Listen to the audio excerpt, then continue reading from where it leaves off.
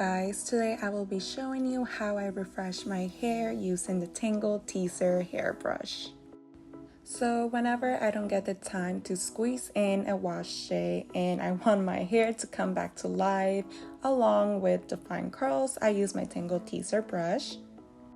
So first I grab a section of hair that I notice needs more attention.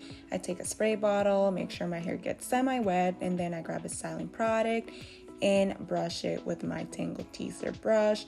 This brush is what helps bring back that definition. It's what brings the curls back to life. Again, I only refresh sections that need the most attention, so mostly the back sections, on top.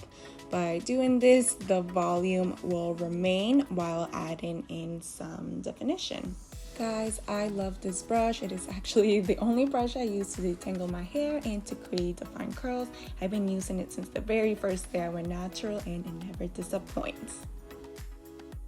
And this is it, guys. These are the final results. The definition looks like day 1 hair, but the volume looks like day 3 hair, which I think is the perfect combination.